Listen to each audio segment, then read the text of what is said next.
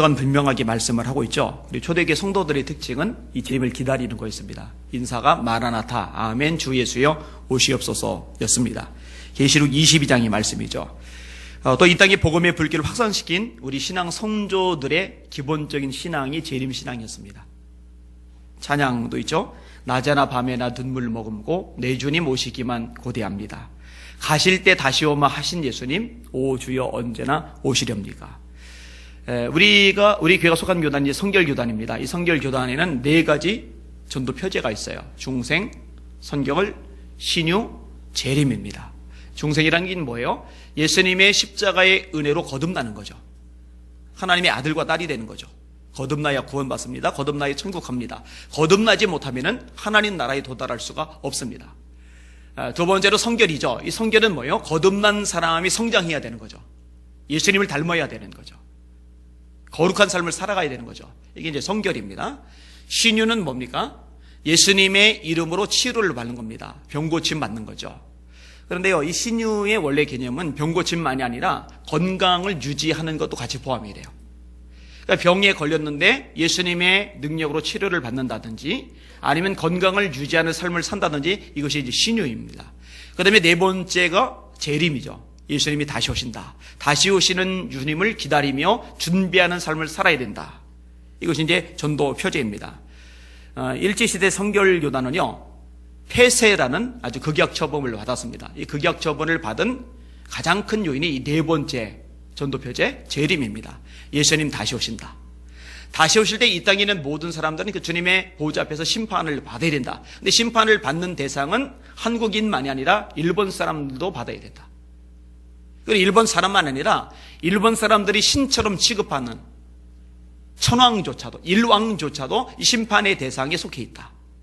그러니까 당연히 미운털 베길 수밖에 없죠. 그냥 용납할 수가 없는 존재인 겁니다. 문제는 이제 저와 여러분들인데, 그리고 오늘날 한국교회 성도들인데 정말 주님의 재림을 기다리고 있느냐, 기억하고 있느냐, 그리고 준비하고 있느냐 하는 겁니다. 질문요. 여러분 재림을 기다리고 있습니까? 준비하고 있습니까? 주님의 재림을 정말 생각하며 살아가고 있습니까? 그리고 살아가실 수 있기를 주님의 이름으로 축원합니다. 오늘 본문을 가지고 몇 가지 주제로 나눠 생각할 겁니다. 첫 번째는 반드시 재림의 날은 온다는 겁니다. 따라합시다. 반드시 재림의 날은 온다. 세상 사람들은 주님의 재림에 대해서 모릅니다. 주님의 재림만 모르느냐? 주님의 오심도 몰라요. 주님의 오심의 의미도 몰라요. 주님의 죽으심의 의미도 모르고 주님의 부활도 그 부활의 의미도 몰라요. 그러니 당연히 예수님의 재림에 대해서는 알 수가 없는 거죠. 설사 재림을 안다고 하더라도 그것은 지식적으로 기독교에서 예수님이 재림한다고 하더라, 이 정도 차원만 아는 거지 정말로 주님이 재림하시는 것을 아는 것은 아닙니다. 그런데 예수님의 재림은 반드시 있죠. 성경에서 빼려야 뺄 수 없는 중심적인 메시지가 바로 예수님의 재림입니다. 로마서 1장에 복음은 하나님이 그의 아들에 관하여 성경에 미리 약속하신 것이라. 예수님이 하나님의 아들이죠. 아들에 대한 5가지 약속 있어요. 첫째로 예수님의 탄생, 예수님의 삶과 사역, 예수님의 고난과 죽음, 예수님의 부활과 승천, 그리고 예수님의 재림. 이것은 여러분이 암기하셔야 된다고 말씀을 드렸고 제가 수차례 반복을 해드렸습니다. 자, 여러분들끼리 해보세요. 시작.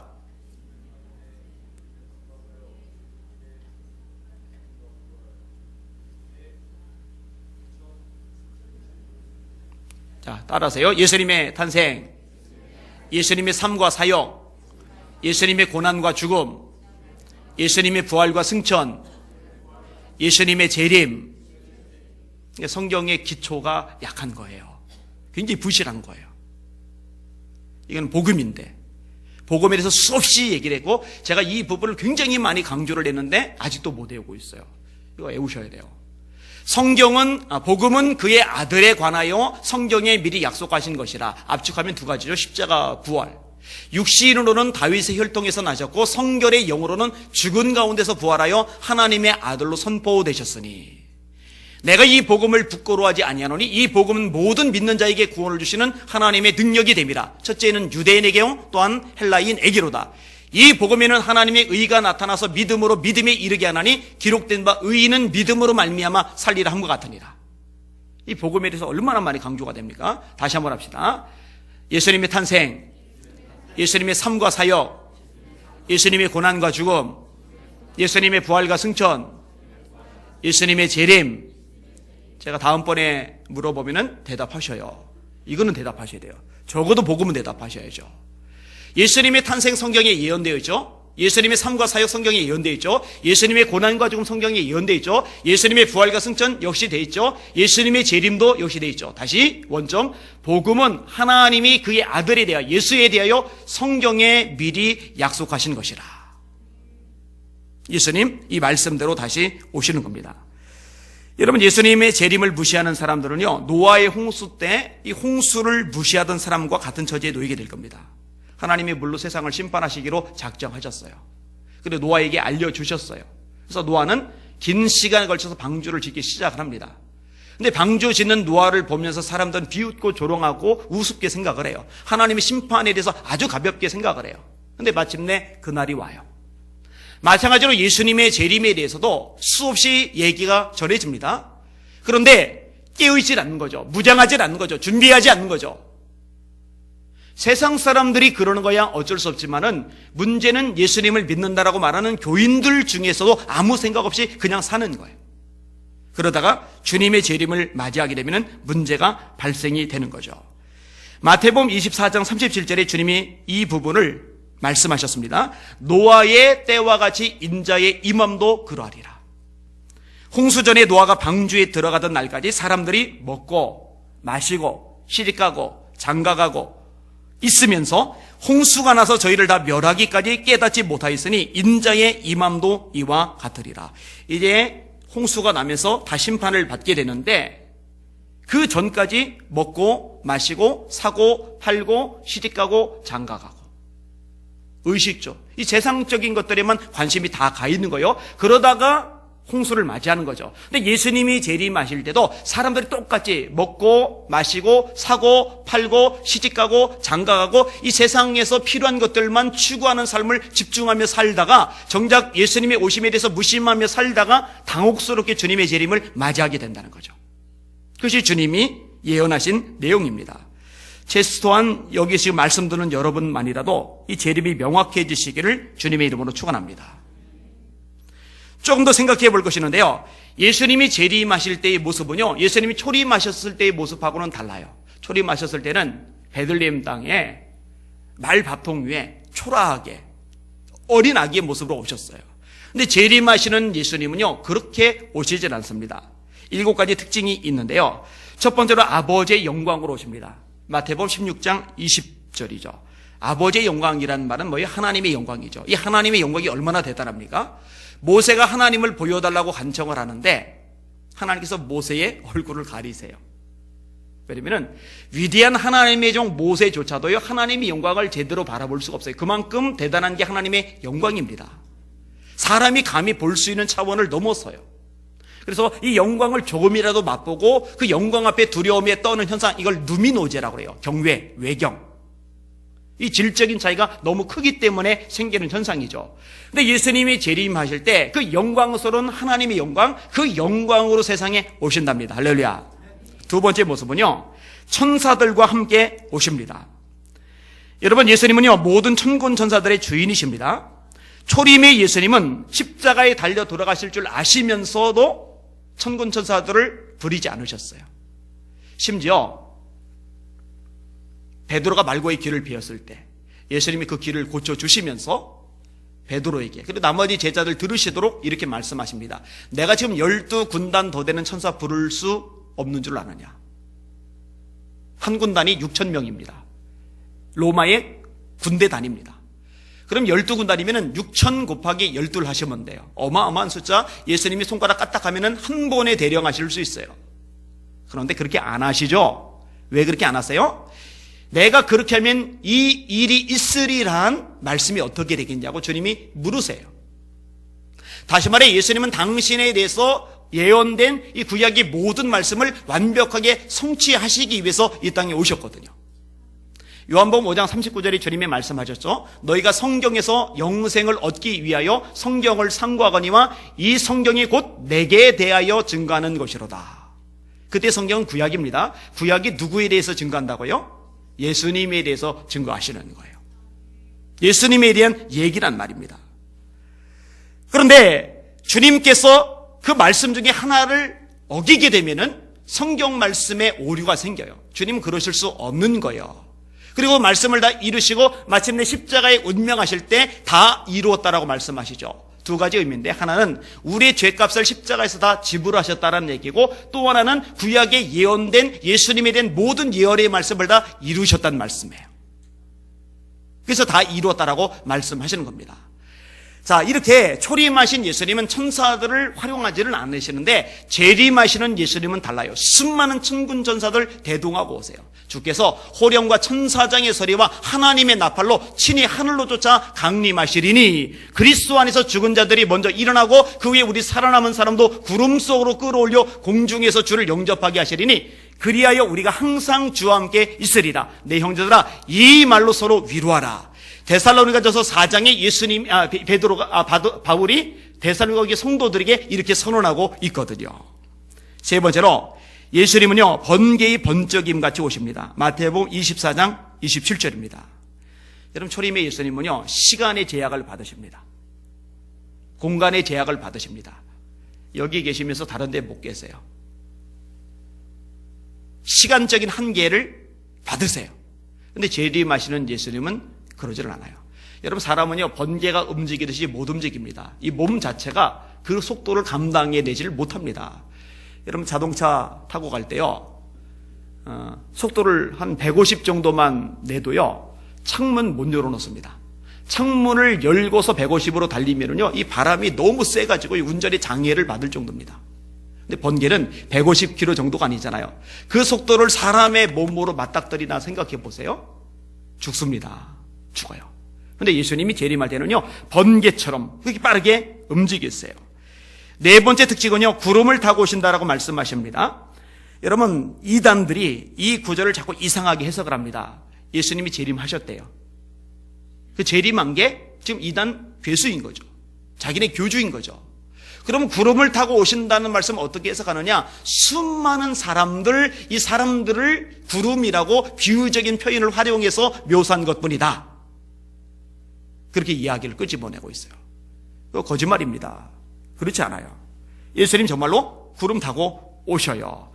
여러분, 예수님이 구름을 타시면 그 밑으로 떨어질까 봐 걱정할 필요 없습니다. 아까도 말했듯이 시간과 공간의 제약을 이제 받지 않으세요. 계시록 1장이죠. 볼지어다, 구름을 타고 오시리라. 각인의 눈이 그를 보게고 그를 찌른 자도 볼터요, 땅에 있는 모든 족속이 그를 인하여 애곡하리니 그리하리라. 아멘. 구름을 타고 오시리라. 여러분, 갈릴리 사람들이 예수님 승천하실 때 구름 타고 올라가시는 그 모습을 뚫어지게 쳐다보고 있으니까 천사들이 내려다보면서 이렇게 말합니다. 갈릴리 사람들아, 너희가 어찌하여 하늘을 쳐다보느냐? 너희 가운데서 하늘로 올리우신 이 예수는 하늘로 가심을 본 그대로 다시 오시리라. 구름에 둘러싸여서 올라가셨는데 그 모습 그대로 다시 오신다는 거죠. 아까 말했듯이 계시록 1장 7절, 볼지어다 구름을 타고 오시리라. 이렇게 말씀하고 계셔요. 여섯 번째로, 모든 성도들과 승천하신 모든 성도들과 함께 오십니다. 데살로니가전서 3장 13절의 말씀입니다. 여러분, 예수 믿는 사람들, 그리고 예수 믿다 죽은 사람들, 이들에 대해서 바울 사도는 슬퍼하지 말라고 말합니다. 왠지 아세요? 예수님이 천사들과 함께 재림할 때에 우리 살아남은 사람들이 자는 사람보다 결단코 앞서지 못하리라.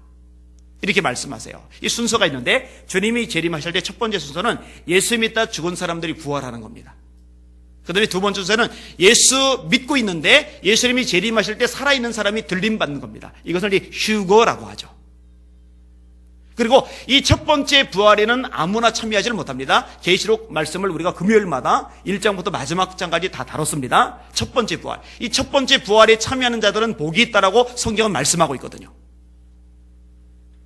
그리고 나서 시간이 지난 다음에 두 번째 부활, 다시 말해 세상 모든 사람들이 부활에 동참하게 되는데 그 사람들의 부활은 심판받기 위한 부활입니다. 그렇게 말씀이 되어져 있습니다. 이것이 예수님의 재림의 모습입니다. 자, 이제 큰 부분 두 번째, 예수님이 오시는 날 재림의 특성에 대해서입니다. 여러분, 주님께서 뭐라고 말씀하셨느냐? 그날은 아무도 모른다.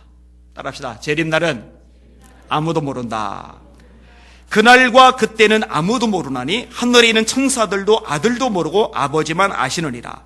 그때가 언제인지 알지 못함이니라. 집주인이 언제 올는지 혹 저물 때 일는지 밤중에 일는지 다굴 때 일는지 새벽에 일는지 너희가 알지 못함이니라. 따라합시다. 그날은 하늘에 있는 천사들도 모른다. 예, 천사들 몰라요. 근데 이제 이 부분은 문제가 되지를 않아요. 천사들 모를 수 있지. 근데 이제 그 다음 내용이 문제가 됩니다. 아들도 모른대요. 아들은 예수님. 예수님이 재림의 날을 모른대요. 이건 예수님이 세상에 계실 때 공생의 기간 중에 하신 말씀입니다. 부활 이후에 하신 말씀이 아니에요. 그렇게 생각을 하시면 조금 이해하실 수가 있을 겁니다. 여러분, 길게 설명은 못하고 오늘 본문의 주제는 다른 부분이니까 간략하게만 설명을 드리면은, 예수님이 초림하셔서 사람의 몸을 입고 세상에 오실 때는요, 인간적인 제약을 가지고 오셨어요. 스스로 그 제약 속에 들어가신 것이죠. 여러분, 하나님이 아프세요? 안 아프세요? 하나님이 피곤하세요? 안 피곤하세요? 자, 그럼 예수님은 아프세요? 안 아프세요? 예수님 피곤하세요? 안 피곤하세요? 행로에 권하여, 요한복음 4장이죠. 그 다음에 너무 피곤해 쩔으셔서 풍랑이는 배 안에서도 곰을 베고 주무시는데 깨지 못할 정도로 완전히 골아 떨어지셨어요. 근데 이사야서에 보면은 하나님에 대해서 이렇게 묘사합니다. 피곤치 아니하시며 명철이 한이 없으시며 피곤한 자에게는 능을 더하시며 무능한 자에게는 힘을 더하시나니 소년이라도 피곤하며 곤비하며 장정이라도 넘어지며 자빠지되, 하나님에 대한 묘사입니다. 하나님은 피곤치 않으세요. 근데 예수님 하나님이시잖아요. 하나님이신데 왜 피곤하세요? 스스로 제약 속에 들어가시는 거예요. 사람의 몸을 입고 이 땅에 오신 거거든요. 여러분, 하나님은 목마르세요? 안 그래요. 근데 예수님은 목마르셨어요. 하나님이 고민하세요? 근데 마태복음 26장에 보면 예수님이 내 마음이 심히 고민하여 죽게 되었으니 너희는 깨어있어 나를 기도해달라고 부탁하세요. 내 마음이 심히 고민해서 죽을 즈음이라고. 고민이 얼마나 심한지 죽을 만큼 고민이 돼요. 여러분, 사람들은 고민에 빠지면은요 진짜 진이 빠집니다. 근데 하나님은 그런 거 없으시거든요. 지식적인 면에서도 마찬가지입니다. 이 공생의 기간 동안에는요 제약과 한계를 가지고 그 속에 들어가시는 거예요. 그렇기 때문에 천사도 모르고 아들도 모른다라는 말씀이 가능한 겁니다. 요한복음 1장 1절의 말씀하고 배치되는 게 아닙니다. 태초에 말씀이 계시리라. 이 말씀이 하나님과 함께 계셨으니 이 말씀을 두고 하나님이시라. 그가 태초에 하나님과 함께 계셨고 만물이 그로 말미암아 지은 바 되었으니 지은 것이 하나라도 그가 없이는 된 것이 없느니라. 예수님을 창조주 하나님이라고 묘사를 했는데 어떻게 모를 수가 있느냐? 모를 수 있다는 얘기죠. 그날은 아버지만 아십니다. 하나님만 아십니다. 그런데 진짜 문제가 뭐냐면요, 예수님조차도 공생의 기간 동안에 모른다고 하시는 그날, 주님의 재림날을 건방지게 쓰리, 교만하게 쓰리, 주제넘게 쓰리, 자기가 안다고 떠벌리는 인간들이 있다는 거예요. 안식교가 그렇습니다. 안식교의 창시자도 예수님 재림날짜 예언했죠. 불발됐죠. 또 예언했죠. 그리고 또 불발되니까 뭐라고 얘기하느냐, 재림하셨다. 근데 영으로 재림하셨기 때문에 사람들이 못 보는 것이다. 그거 거짓말입니다. 예수님은요 모든 사람이 주님이 재림하는 거 볼 것이라고 말씀하셨어요. 성경은 각인의 눈이 그를 보겠고라고 언급하고 있어요. 이거 얼마나 웃기는 얘기입니까? 근데 심각한 문제는요, 그런 헛소리하는 사람을 추종하는 사람들이 왜 이렇게 많아요? 안식교도 많죠. 하나님의 교회도 많죠. 신천지도 많죠. 그 미혹 때문에 그렇습니다. 정상적인 인간의 사고방식으로 믿을 수 없는 것인데 마귀가 미혹하니까 넘어가는 거예요. 속지 마시기를 바랍니다. 자, 그런데 우리가 하나 더 주목할 부분이 있는데요, 분명히 날짜는 몰라요. 그런데 주님이 재림하실 무렵에 가까울 그 상황의 징조는 알 수가 있어요. 오늘 본문에 말씀하고 있죠. 28절 29절 같이 볼게요. 시작. 무화과 나무의 비유를 배우라. 그 가지가 연하여지고 잎사귀를 내면 여름이 가까운 줄 아나니 이와 같이 너희가 이런 일이 일어나는 것을 보거든 인자가 가까이 곧 문 앞에 이른 줄 알라. 무화과 나무 가지가 연해지고 잎사귀가 가까워지면은요, 아, 여름이 가깝구나 감을 잡아요. 마찬가지로 예수님이 말씀하시는 이 징조의 내용들이 있는데 이런 것들이 세상에서 아주 잘 보여지는 그런 시대가 되거들랑 재림이 정말 가깝구나라고 알 수 있다는 거죠. 그것을 재림의 징조라고 이야기를 끄집어내는 겁니다. 그럼 재림의 징조가 뭐냐? 제가 성경 전체에서 찾을 수 있겠지만 두 본문만 집중을 해서 말씀드릴게요. 하나는 오늘 본문 13장, 그 다음에 마태복음 24장, 이 두 장만 가지고서 간략하게 정리를 해드리겠습니다. 첫 번째 따라합시다. 거짓 그리스도가 등장한다. 오늘 본문에도 말씀하죠. 마가복음 13장 5절, 마태복음 24장에도 등장합니다. 뭔 얘기냐? 자기가 예수라고 말하는 사람들이 자꾸 일어나요. 여러분 이거 이루어졌어요? 안 이루어졌어요? 우리 대한민국에도 예수님 되게 많은 거 알죠? 예수님 진짜 많아요. 제가 예수라는 사람이. 이거 이루어졌어요? 자, 두 번째 따라합시다. 난리에 소문이 있다. 13장 7절 내용이죠. 그 다음에 세 번째 따라합시다. 민족과 민족, 나라와 나라 사이에 전쟁이 많아진다. 여러분 지금 여러분이 눈을 좀 뜨고서 세계 돌아가는 정세를 보시면은요, 그 어느 시대보다 지금 우리가 사는 시대의 민족 분쟁이 어마어마하게 많다는 것을 발견하게 될 겁니다. 오늘 아침자 기사에도 이스라엘과 헤즈볼라 사이에 전쟁이 벌어졌죠. 러시아 가까운데 러시아와 우크라이나 사이에 문제가 발생했죠. 이라크 내전이 일어나고 있죠. 소말리아 내전이 일어나고 있죠. 리비아 지금 무정부 상태입니다. 대통령이, 정부가, 총리가 제대로 없어요. 총리가 납치되기도 했었죠, 전에. 지금 IS, 이슬람 국가라는 IS, 이슬람 구구 집단이 이 리비아를 삼키려고 지금 계속 일을 또 벌여나가고 있고요. 여러분 조금만 눈을 뜨고 국제 정세, 이 국제 뉴스를 접해보시면요, 지금 세계가 얼마나 수많은 싸움과 전쟁의 한복판 속에 있는지 아실 수 있어요. 장난이 아닙니다. 진짜 장난 아닙니다. 네 번째 특징 따라합시다. 사랑이 식어간다.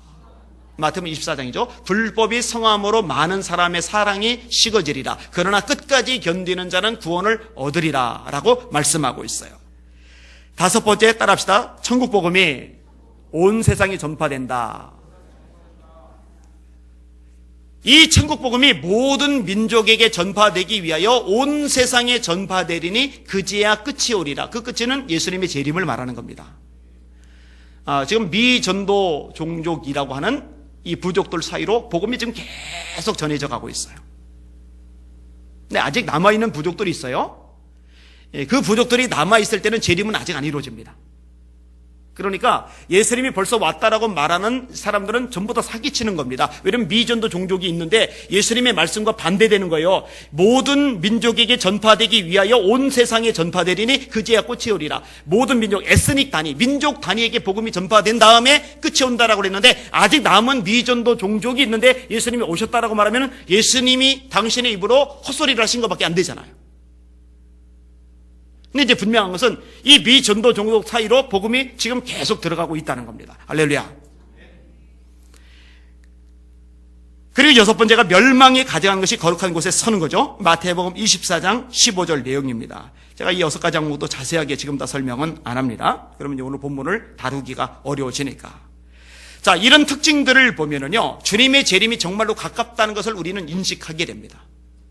근데 제가 두 가지만 인용했지만, 두 본문만 인용했지만 나머지 본문들을 인용하면 많아요. 예를 들면 누가복음 18장에 인자가 세상에 올 때 세상에서 믿음을 보겠느냐. 예수님이 재림하실 때 사람들이 모이기를 피합니다. 안 모여요. 그래서 교회들마다 수요 예배, 금요 예배 비기 시작합니다. 심지어는 주일 오후 예배도 비기 시작합니다. 이게 말세의 징조 중에 하나예요. 이런 여러 가지 얘기, 다니엘서도 끄집어낼 수 있어요. 데살로니가전서도 끄집어낼 수 있어요. 근데 지금 그 얘기 다 안 할게요. 나중에 기회가 되면 그 전체를 성경 공부하듯이 한번 달아봐도 좋을 것 같아요. 근데 여러분 기억할 것이 있는데요. 이런 이야기를 들으면서 여러분들은 절대로 불안해하거나 두려움에 떨 필요는 없다는 겁니다. 왜냐하면 주님의 재림 날은요, 심판의 날임과 동시에 구원의 날이기 때문입니다. 제가 새벽에 출애굽 사건 다루면서 이 부분을 몇 차례 반복적으로 가르쳤어요. 이 구원과 심판은요, 동전의 양면입니다. 하나님을 섬기는 하나님의 백성들에게는 구원 사건이고, 하나님을 대적하며 거역하며 불순종하는 사람들에게는 심판 사건입니다. 자, 예를 들어서 출애굽을 하는데 애굽에 10가지 재앙이 내립니다. 피, 개, 이파, 악도, 구매, 흑장, 장자의 죽음까지. 애굽 왕의 아들, 장군의 아들, 신하의 아들, 평민의 아들, 노예의 아들, 심지어는 짐승의 첫 새끼까지 하나님의 심판을 받아 죽어 넘어갈 때 양의 피가 문 좌우 인방이 발라진 이스라엘 백성들의 집안에 있는 사람들은 이 심판을 면하고 바로 그날에 애굽에서 탈출하게 돼요. 구원이 일어나는 거죠. 그러니까 하나님을 거역하고 도전하는 세력에게는 심판인데, 하나님을 기다리며 하나님을 사모하는 백성들에게는 구원이란 말이에요. 이 구원과 심판이 동시적으로 일어납니다. 여러분, 예수님 재림 때도 마찬가지입니다. 주님이 재림할 때 구원받은 저와 여러분들, 하나님의 아들, 딸인 여러분들에게는 그 시간이 기쁨의 시간인 줄 믿으시길 바랍니다. 근데 그렇지 않은 사람, 하나님을 거역하고 불순종하며 예수 뭘 믿어 이랬던 사람에게는 그날이 두려운 시간, 공포의 시간이거든요. 그를 찌른 자도 그를 인하여 애곡하리니 그리하리라. 아멘. 애곡한다는 거죠. 반대로 우리들은 아멘, 주 예수여 오시옵소서, 주님 오기를 기다렸습니다, 잘 오셨습니다, 환영합니다라는 환영식이 되는 거거든요. 주님 재림 설교 들으면, 휴거 설교 들으면, 징조 얘기 들으면 겁먹거나 두려워하거나 답답해하거나 조마조마해하지 마시고 감사하시는 우리 성도들 되시길 주의 이름으로 축원합니다. 재림 설교 들으면 기쁨이 충만해지는 여러분들 되시기를 주님의 이름으로 축원합니다. 내 안에 예수님이 계시다는 것, 이것이 정말 일생일대 최고의 복이구나, 내가 최고의 보화를 내 안에 소유하고 있구나 깨닫고 감사하시고 감격하는 그런 여러분들 되시기를 주님의 이름으로 축원합니다. 이게 이제 성도의 특권 아니겠습니까? 하나님의 백성의 특권 아니겠습니까? 자, 오늘 보면 24절, 25절, 26절, 27절 같이 읽어볼게요. 시작. 그때에 그 환난 후 해가 어두워지며 달이 빛을 내지 아니하며 별들이 하늘에서 떨어지며 하늘에 있는 권능들이 흔들리리라. 계시록 다룰 때 다뤘죠? 이 부분 전체 지변에 대해서. 26절 시작. 그때 인자가 구름을 타고 큰 권능과 영광으로 오는 것을 사람들이 보리라. 뭐라고 말씀하고 있어요? 사람들이 보리라. 그런데 안 보이게 영으로 재림했다. 이거 왜 넘어가요? 성경이 기뻐주시는데 사람들이 보게 오세요. 할렐루야. 이거 넘어가지 마세요. 혹시 그런 소리 하거나 이 성경 들이미세요. 그 다음에 27절 시작. 또 그때에 그가 천사들을 보내어 자기가 택하신 자들을 땅끝으로부터 하늘 끝까지 사방에서 모으리라. 할렐루야. 자, 구원 사건 맞죠? 구원 사건. 자기가 택하신 자들을 땅끝으로부터 하늘 끝까지 사방에서 모으리라. 모르게 딱 재림하시고 자기들끼리 알고가 아니라 사방에서 하늘 끝으로 모아들이세요. 이게 성경의 가르침이란 말입니다. 자, 마지막 부분. 그러면 주님의 재림을 준비하려면 어떻게 해야 되냐 하는 거죠. 따라합시다. 주님의 재림을 준비하려면 무엇을 해야 되나? 그 부분을 전하고 말씀을 정리하겠습니다. 첫 번째 부분 따라합시다. 맡겨진 사명을 잘 감당하라. 자, 오늘 본문 34절을 읽어볼게요. 시작. 가령 사람이 집을 떠나 타국으로 갈 때에 그 종들에게 고난을 주어 각각 사물을 맡기며 문지기에게 깨어있으라 명함과 같으니. 자, 어떤 사람이 타국에 가요. 자기 밑에 종들이 있는데 타국에 가면서 그냥 놀아라 하고 가시는 게 아니라 저마다 해야 될 사물을 맡겨줘요. 너는 이거 해라, 너는 이거 해라, 너는 이거 해라, 너는 이거 해라. 그리고 가요. 그럼 가고 다시는 안 오느냐? 아니요. 다시 집으로 돌아와요. 돌아와서 뭘 확인하죠? 맡겨진 일을 제대로 했는지 안 했는지를 확인하죠. 이게 오늘 본문의 내용입니다. 여러분, 마태복음 23장 후반에 시작해가지고 24장에 본격적으로 진행되는 것이 종말론적인 예수님의 메시지이고요. 그 다음에 25장에 넘어가면서 종말론적인 비유, 제일 중요하다고 얼큰을 쓰는 세 가지 비유가 나옵니다. 그게 열처녀의 비유와 달란트의 비유와 양과 염소의 비유입니다. 그 중에 두 번째가 달란트의 비유인데, 이 비유에도 주인이 먼 나라로 가요. 먼 나라로 가면서 저마다의 역량에 맞게끔, 재능에 맞게끔 달란트를 맡기는데 어떤 사람에게는 5달란트를, 어떤 사람에게는 2달란트를, 어떤 사람에게는 1달란트를 맡겨요. 맡긴 이유는 뭐예요? 일을 하라는 거죠. 빈둥거리지 말고, 딴짓하지 말고 그 달란트 가지고 일을 해서 남기라는 거죠. 그리고 갔어요. 그래서 갔다가 돌아와요. 돌아와서 뭘 하죠? 간단해요. 그 달란트 정말 남겼는지 확인을 하는 겁니다.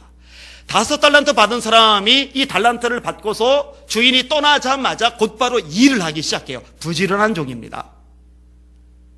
착한 종, 충성된 종입니다. 그래서 그렇게 칭찬을 들어요. 그리고 5달란트를 더 남겼단 말이에요. 주인이 칭찬합니다. 2달란트 받은 사람도 이같이 하여 똑같이 부지런해요. 2달란트 남겼단 말이에요. 주인이 굉장히 기뻐합니다. 살아있도다 착하고 충성된 종아, 네가 작은 일에 충성하였으며 내가 많은 것으로 네게 맡기리니 네 주인의 즐거움에 참여할지어다. 그 다음에 1달란트 받은 사람이 왔어요. 그러더니 주인 보고 이렇게 이야기를 합니다. 들어보세요. 주여, 당신은 굳은 사람이라 심지 않은 데서 거두고 해치지 않은 데서 모으는 줄 알았으므로 두려워하여 나가서 당신의 달란트를 땅에 감추어 두었나이다. 보소서, 당신의 것을 받으셨나이다. 주인이 뭐라 그러죠? 악하고 게으른 종아, 나는 심지 않은 데서 거두고 해치지 않은 데서 모으는 줄로 네가 알았느냐? 그러면 네가 마땅히 내 돈을 취리하는 자들에게나 두었다가 나로 돌아와서 내 본전과 별일을 받게 할 것이라. 그에게서 그 1달란트를 빼앗아 10달란트 가진 자에게 주어라. 따라합시다. 무릇 있는 자는 받아서 넉넉하게 되고 없는 자는 그 있는 것까지 빼앗기리라. 이게 이제 재림의 특징 중에 사실 하나이기도 합니다만, 은혜를 받는 사람, 열심히 내는 사람, 충성하는 사람 점점 더 그렇게 되고, 주님의 일에 소홀한 사람은요, 이 조금 가지고 있는 것조차도 이제 뺏기게 되는 거예요. 이게 세상의 경제적인 원리에서만 빈익빈 부익부 현상이 있는 게 아니라 이 영적인 면에서도 이 빈익빈 부익부 현상이 심화가 되고 완전히 이게 쫙 나눠지는 거죠. 여러분들의 신앙을 점검해 보셔야 돼요. 잘 점검해 보셔야 합니다. 여러분, 주인이 그럼 1달란트 받은 사람 그냥 놔두느냐? 그러면 괜찮죠. 혼나고 말면 괜찮죠. 근데 그게 문제가 아니에요. 다음 구절인데, 이 무익한 종을 바깥 어두운 데 내어 쫓으라. 거기서 슬피 울며 이를 갈미 있으리라. 제가 요즘에도 설교를 계속 드렸어요. 착각하지 말라고요. 정말 예수님이 인생의 주인이 아닌데 자기가 구원받은 것처럼 천국 갈 것처럼 착각하고 있다가 나중에 지옥 갈 사람이 있어요. 불쌍합니다. 여러분, 세상이 여러분의 주인이면 안 돼요. 돈이 여러분의 주인이면 안 돼요. 여러분의 자식이 여러분의 주인이면 안 돼요. 여러분의 감정이 여러분의 주인이면 안 돼요. 여러분의 주인은 예수님이 되셔야 합니다. 이게 정확해지시길 주님의 이름으로 축원합니다. 그런데 정말 예수님이 주인이면, 내가 그분의 종이면 주인이 맡겼는데, 주인이 일을 하라는데 뒷짐지고 안 하고, 불가능하다는 거죠. 아니, 본문 보니까 가능하네요. 이 1달란트 받는 사람 땅에 묻어두고 안 해요.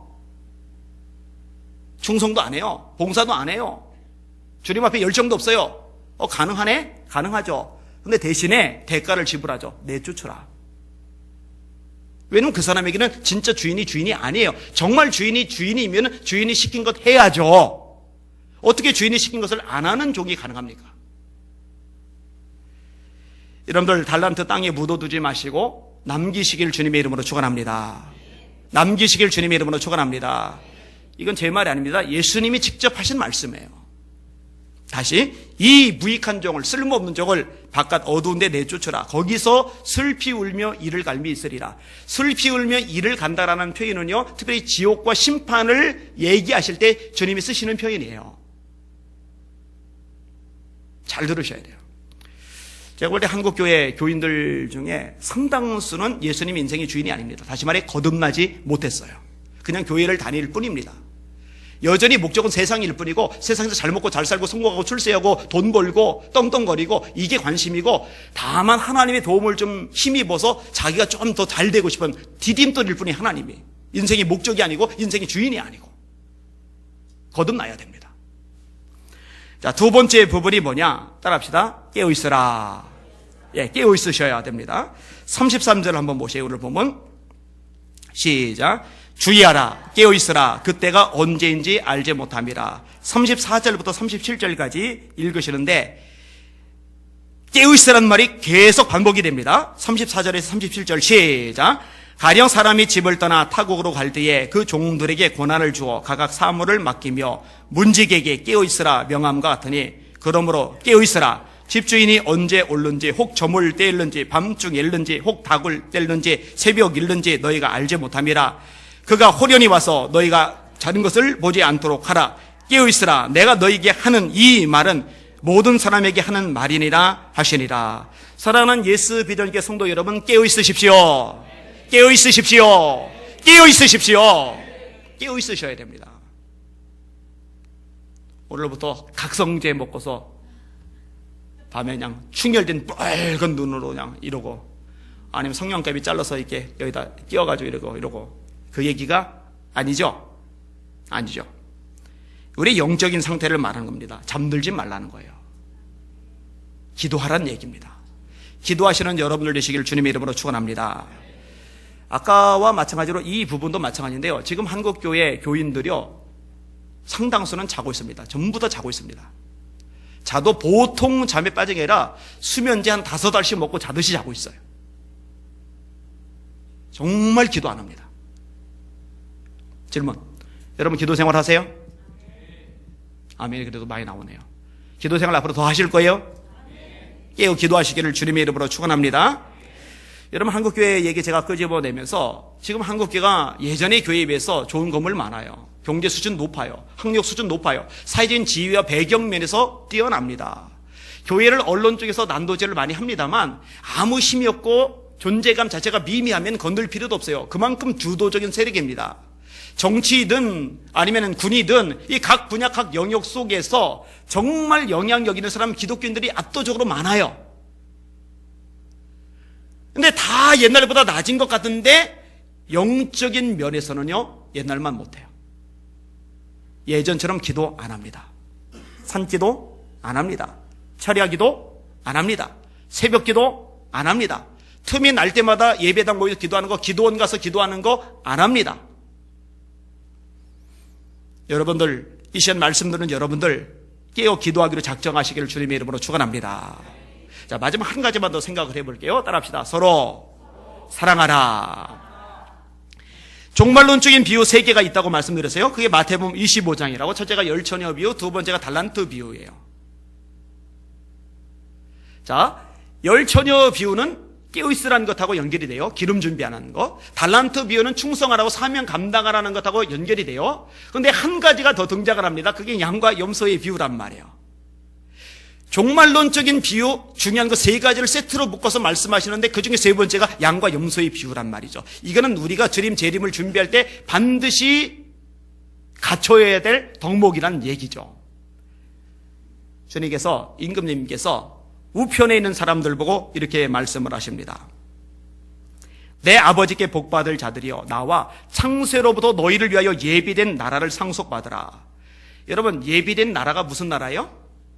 하나님 나라죠. 하나님 나라. 너희를 하나님 나라 상속받아라. 그러면서 말씀하십니다. 내가 줄일 때에 너희가 먹을 것을 주었고 목마를 때에 마시게 하였고 나그네 되었을 때에 영접하였고 헐벗었을 때에 옷을 입혔고 병들었을 때에 돌보았고 옥에 갇혔을 때에 와서 보았느니라. 예수님 우리가 언제 그랬는데요? 그때 주님이 뭐라고 말씀하세요? 이렇게 말씀하십니다. 너희가 여기 내 형제 중에 지극히 작은 자 하나에게 한 것이 곧 내게 한 것이니라. 따라합시다. 형제에게 한 것이 예수님께 한 것이다. 자, 여러분들이 옆에 있는 형제가 목마를 때 물 한 컵 대접해 줬어요? 예수님께 물 한 컵 드린 거예요. 여러분 주변에 있는 사람들 중에 하나가 좀 배고파서 너무 힘들어 해가지고 수정식당 가서 제육볶음을 사줬어요? 그럼 여러분 예수님께 제육볶음 대접한 겁니다. 할렐루야.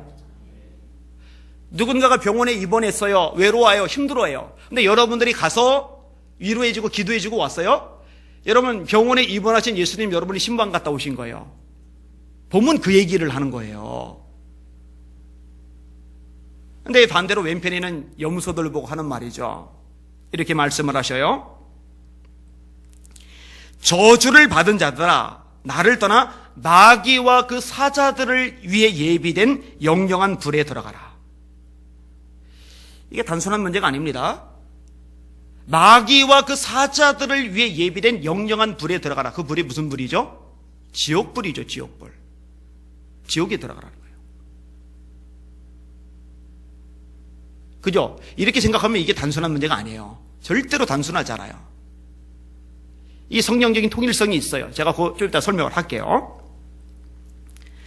내가 줄일 때 너희가 먹을 것을 주지 아니하였고 목마를 때 마시게 하지 아니하였고 나그네 됐을 때 영접하지 아니하였고 헐벗었을 때 옷 입히지 아니하였고 병들었을 때와 옥에 갇혔을 때 돌보지 아니하였느니라. 우리가 언제 그랬습니까? 이 지극히 작은 자 하나에게 하지 아니한 것이 곧 내게 하지 아니한 것이니라. 자, 이 사랑과 구원이 아주 밀접하게 연결이 되어 있어요. 사랑과 구원이. 데살로니가서 1장에 보니까 바울 사도가 데살로니가 성도들이 구원받은 하나님의 백성, 선택받은 하나님의 백성이라고 언급하면서 그 증거로 세 가지를 언급을 합니다. 믿음의 역사, 사랑의 수고, 우리 주 예수 그리스도에 대한 소망의 인내를 기억하미니 내 형제들아 너희를 택하심을 알아라. 보니까 믿음이 있어요. 소망이 있어요. 사랑이 있어요. 그러니까 너희들 구원받은 사람 맞구나. 그래서 요한 웨슬리 목사님이 이 본문을 중심으로 신생의 표적, 거듭남의 표적이란 제목으로 표준 설교를 만들어냈어요. 요한일서 4장에 말씀하죠. 사랑하는 자들아, 우리가 서로 사랑하자. 사랑은 하나님께 속한 것이니 사랑하는 자마다 하나님께로서 나고, 하나님께서 난 게 뭐예요? 그게 거듭나는 거죠. 사랑하지 아니하는 자는 하나님을 알지 못하나니 이는 하나님은 사랑이심이라. 요한일서에 어떤 말씀 가지죠? 서로 미워하면은 이 사람은 지금 어둠 가운데 있다. 사망 가운데 있다. 아까 대표 기도할 때 말씀을 인용하시더라고요. 모든 사람으로 더불어 화평함과 거룩함을 따르라. 이것이 없이는 아무도 주를 보지 못하리라. 이 세 번째 부분도 한국 교회의 경적을 올립니다. 마찬가지예요. 교회 안에서 폐 가르고 싸우는 교회들 있죠. 그 사람들 천국 갈까? 여러분 잘 들으셔야 돼요. 미워하면 어둠 가운데 있대요. 갈 길을 알지 못한대요. 어둠이 그의 눈을 멀어 소경이 되겠대요. 성경 말씀입니다. 하나님의 말씀이란 말이에요. 모든 사람으로 화평함과 거룩함을 따르라. 이것이 없이는 화평함과 거룩함 이것이 없이는 아무도 주를 보지 못하리라. 할렐루야. 말씀대로 신앙생활 해야죠. 말씀대로. 아까 인용한 말씀입니다. 불법이 성함으로 많은 사람의 사랑이 식어지리라. 그 다음 구절이 구원과 관련된 구절입니다. 그러나 끝까지 견디는 자는 구원을 얻으리라. 주님이 종말론적인 메시지에서 사랑과 구원을 연결시키고 있어요. 따라서 저와 여러분들이 몰두할 것이 뭔지, 정말 주님의 재림을 기다린다면 우리가 집중해야 될 것이 무엇인지 아주 간단 명료하게 잡혀요. 이것을 잡고 이 말씀에 있어 자기를 돌아보고 점검하고 하나님 앞에 바로 서시는 복 있는 우리 성도들 되시기를 주님의 이름으로 축원합니다. 말씀을 맺겠습니다. 자, 세 가지 제가 말씀을 드렸어요. 준비할 것. 이것만 일단 기억하시면 될 것 같아요. 따라합시다. 맡겨진 사명을 잘 감당하자. 주님 재림할 때 악하고 게으른 종소리 듣지 마십시오. 바깥 어두운 데 쫓겨나는 사람 되지 마십시오. 착하고 충성된 종 되시기를 주님의 이름으로 축원합니다. 제가 장담컨대 주님 재림할 때 교인들 중에 상당수는 천국 못 갑니다. 올해는 말씀 듣는 여러분들 한 사람도 빠짐없이 거듭나실 수 있기를 주님의 이름으로 축원합니다. 예수님이 정말로 여러분의 주인이 되시기를 주님의 이름으로 축원합니다. 두 번째 부분 무엇입니까? 깨어 기도하라는 거죠. 따라합시다. 깨어 기도하라. 이제부터 기도하는 시간 철저하게 확보하시기를 주님의 이름으로 축원합니다. 늘려가세요. 10분 하던 사람 20분, 30분 하던 사람 1시간, 1시간 하던 사람 2시간, 3시간, 4시간 늘려가세요. 저도 지금 계속 늘려가고 있어요. 오늘은 바쁜 일정이 없었어요. 오후는 내내 기도하며 보냈어요. 세 번째로 따라합시다. 서로 사랑하자. 한 번만 더 따라하세요. 사랑하지 아니하는 자는 하나님을 알지 못하나니. 여러분, 하나님을 알지 못하면 구원 받아요, 못 받아요? 요한복음 17장 말씀이죠. 영생은 곧 유일하신 참 하나님과 그의 보내신 자 예수 그리스도를 아는 것입니다. 구원이 뭐냐? 하나님 아는 거예요. 그런데 요한일서가 말씀한 거죠. 사랑하지 아니하는 자는 하나님을 알지 못하나니. 제가 딴 얘기하는 게 아니거든요. 분명히 우리의 구원은 예수님의 피로 받습니다. 믿음으로 받습니다. 그런데 정말 예수님을 믿고 영접한 사람이라면 열매가 맺혀져요. 그게 마태복음 7장 말씀, 제가 수없이 인용하는 말씀이죠. 나무는 열매를 보고 안다. 여러분들 예수님의 피로 거듭나시되 그 열매가 분명히 드러나실 수 있기를 주님의 이름으로 축원합니다. 우리 주님 재림하신 그날에 주님께서 찾으시는 이 세 가지 특징이 여러분의 삶에서 현저하게 나타나시기를 주님의 이름으로 축원합니다. 아멘. 기도하겠습니다. 반주해 주시고요. 합심해서 한 목소리로 같이 한번 기도하겠습니다. 오늘 세 가지 주제 생각하면서 하나님, 제게 맡겨진 일, 달란트, 이거 우습게 여길 게 아니네요. 절대로 묻어둬선 안 되네요. 주님, 이 달란트 열심히 일해서 남겨서 착하고 충성된 종이라 소리 듣게 하시고 하나님의 잔치에 참여하는 저희들 되게 하여 주시옵소서. 아멘. 열정 달라고 우리 이 제목 가지고 주여 세 번 부르고 합심하여 기도하겠습니다. 기도합니다. 주여,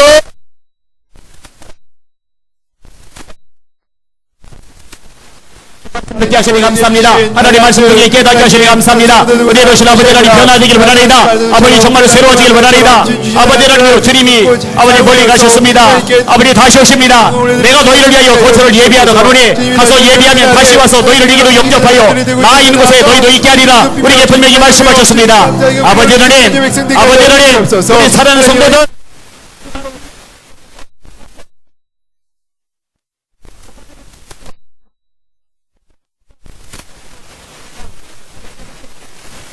정성된 종, 착한 종으로 주님 앞에 서게 하여 주시고 원하나이다. 로비아 바이러는 커널 세비 바이러리아 바이러리아 아바비아 바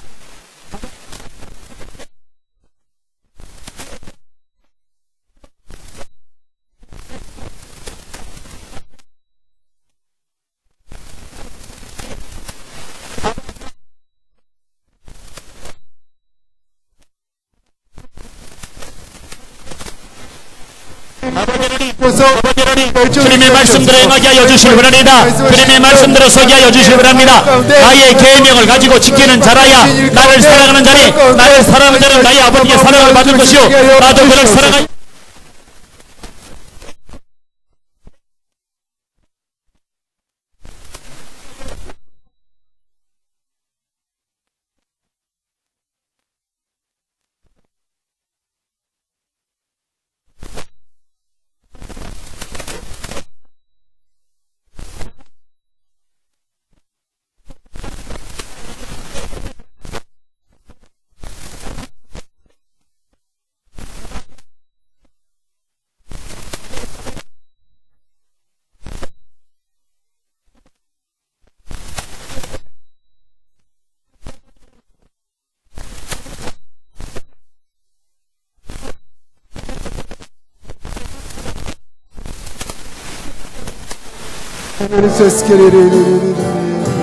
이어서 기도합니다.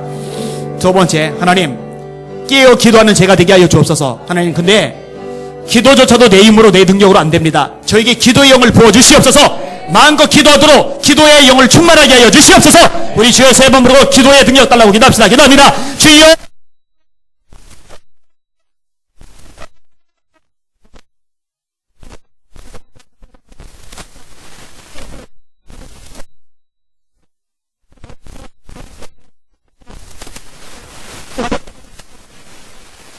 준비하기를 바라리다. 하물며 밤낮 부르짖는 도시하는 자들의 원한을 풀어주지 아니하시겠느냐. 속히 그 원한을 풀어주시리라. 그러나 인자와 세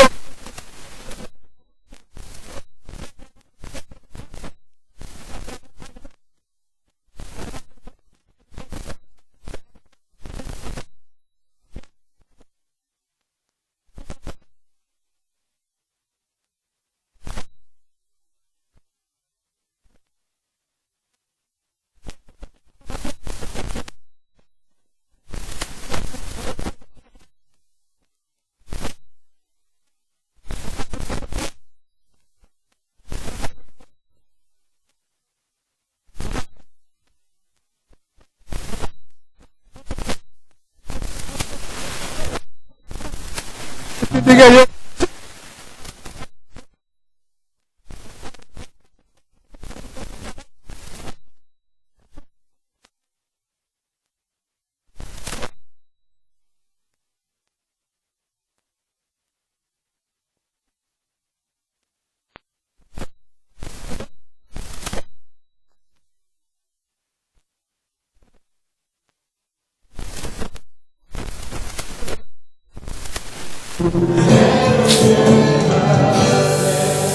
세 번째 내용입니다.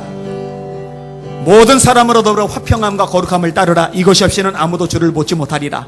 사랑하지 아니하는 자는 하나님을 알지 못하나니 이는 하나님은 사랑이심이라.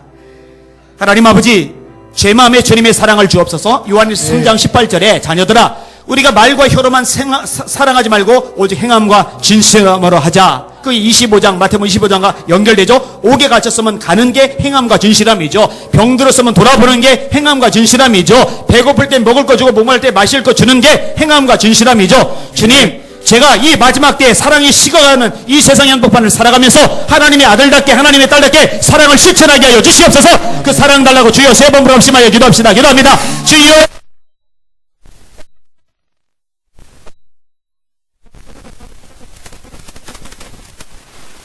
사랑하라. 우리가 서로 사랑하자. 사랑은 하나님께로 속아서 하나님을 알고 사랑하지 않는 자는 하나님을 알지 못하노니 이는 하나님은 사랑이심이라. 너희가 서로 사랑하면 하나님의 빛 가운데 있지만 서로 비교하는 어둠 가운데 있다고 아버지 어둠이 그들을 멀게 하지 말라고 우리에게 분명히 말씀하셨습니다.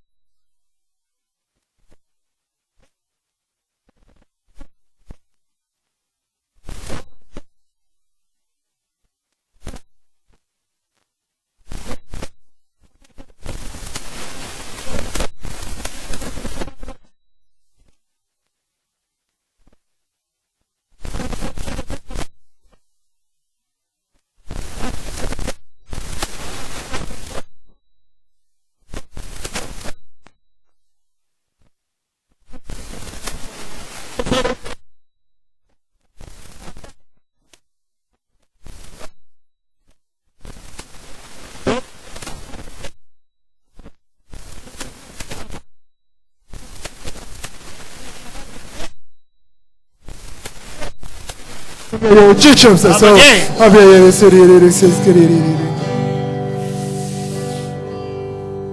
하나님, 말씀을 들은 우리 성도들 깨닫게 하여 주시옵소서. 아멘. 이 말씀대로 살아가게 하여 주시옵소서. 아멘. 예수의 이름으로 간절히 기도합나이다. 아멘. 아멘.